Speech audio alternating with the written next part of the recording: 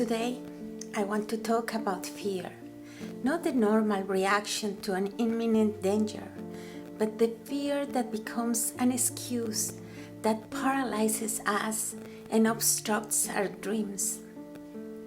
It is known that more than 90% of the things we fear will never happen, but we generally listen more to our doubts than to our desires. The fear of failure, the fear of what other people will think or say about us, the lack of self-confidence, and the awareness that we are either too old or even too young prevent us from setting new goals. The perception of age is an entirely subjective sensation.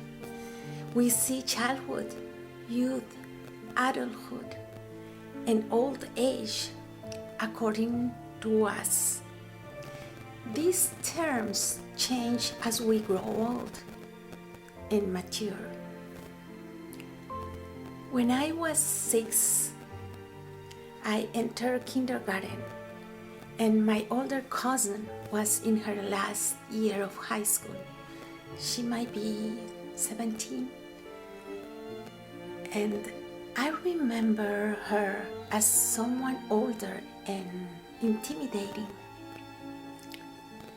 And I don't think I ever spoke to her at that time. She got married and had children while I was still a child. When we met again as an adult, I was surprised to realize we were almost the same age. We share many things, and age difference didn't mind. During my college years, I remember my roommate once commented on something I always remember. Her grandmother was indignant because a radio program referred to a 60-year-old woman as elderly. At that time, it was something really funny for us who were in our 20s, and we thought, poor grandma. We didn't understand how she didn't realize how old she was. Now I'm in the middle of my 60s, and when I hear people in their 30s talking about their maturity and how they feel time is passing, I am surprised, because to me they are really young and they are just beginning their lives. At the same time, people in their 80s don't seem old to me anymore, because if I'm lucky enough to be alive, I will soon be there. I have often reflected on this when I hear very young people not making decisions because they feel their lives are endless and there will be time to achieve their goals when they are older. A few years later, their time for imaging, being creative, changing their lives, or building new dreams runs out. Are we meant to fail? I wonder, why is that fear lurking within us, always whispering and preventing us from seeking new opportunities? At any stage of our lives, when fantasy crosses our minds, or when we see someone who has achieved a goal that we once dreamed, we immediately dismiss it because we assume that that person had more luck more support, more money and opportunities than we did. Life is not a straight path. To me, it resembles a tree that branches out, and at each fork we have the option to decide where to go. But we tend to choose the most accessible branch that requires less effort or seems safer, even if it doesn't lead us to the canopy where the beautiful sky is. Taking the lower limbs will always be easier, but we will be condemned to live in the shade.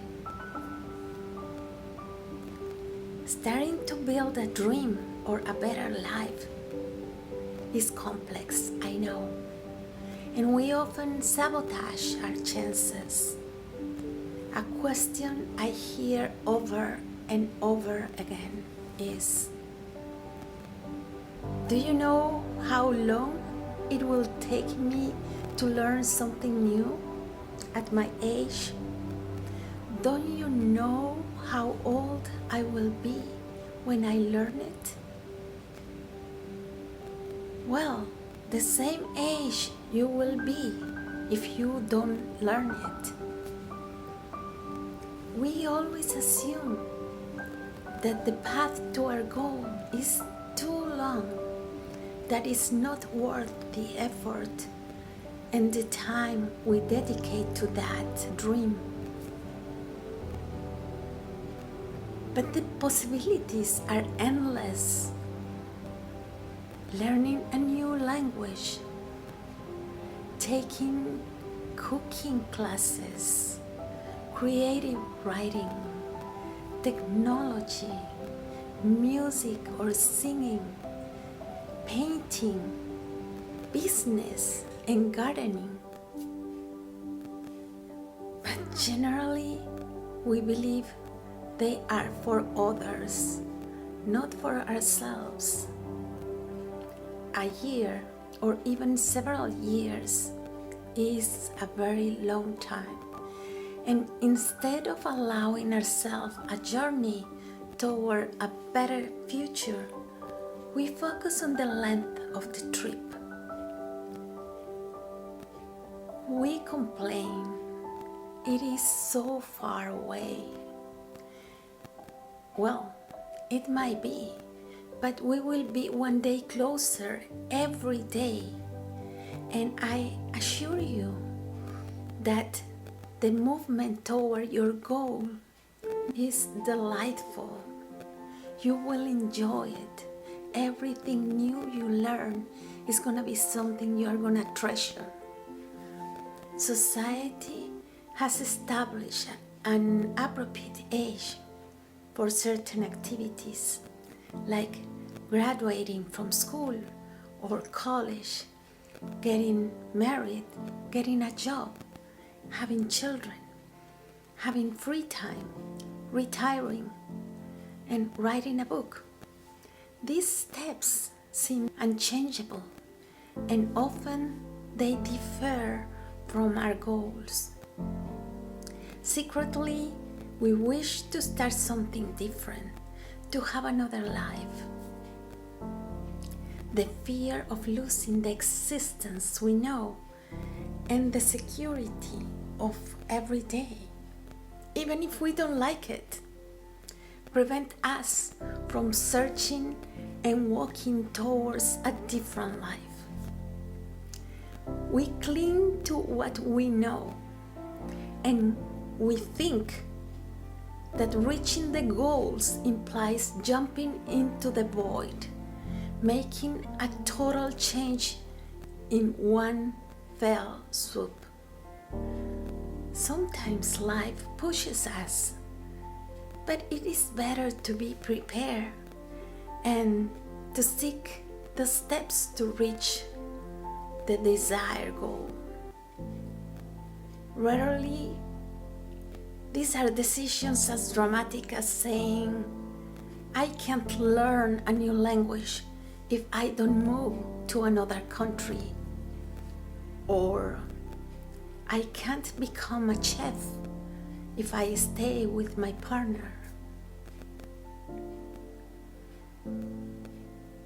So, as crazy as it might sound, we don't have to get divorced to learn to draw or quit our job to take a technology class. We will never make the changes. Instead, we are rushing to the edge of the precipice and crouching, saying, I can't jump. We don't have to jump. We must start from the beginning with a tiny and small and maybe terrifying first step. And that step has a date. It is today. It will never come if I wait for tomorrow or a better opportunity. The journey will have many small steps and very few leaps.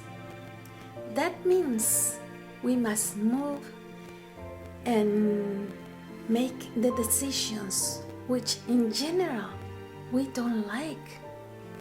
It is easier to stay on the lower branch of the tree than to start climbing toward the beautiful light filtering through the leaves of the higher branches.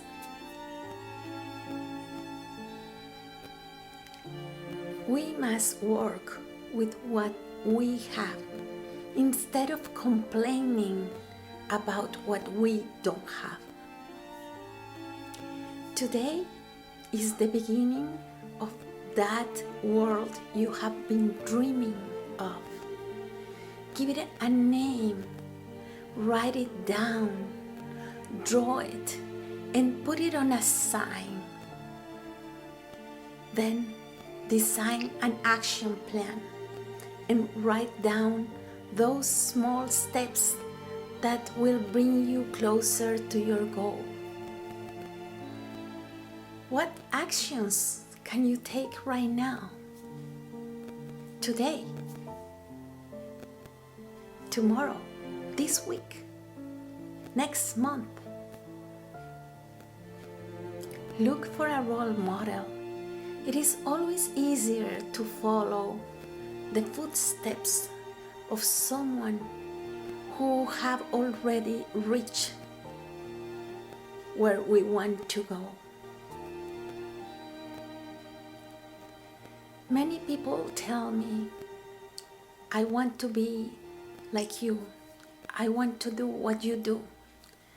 And I always think this is a matter of starting.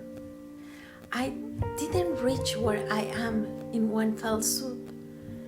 Photography took me years to master the technique and especially to learn how to see. Making documentaries and videos,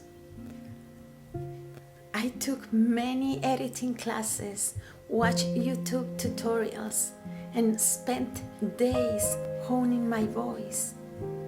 Especially, I had to learn how to stand in front of the camera. I was always in the back. I never was in front of the lens. Writing, I still dedicate hours daily to editing and re-editing each paragraph until it feels perfect.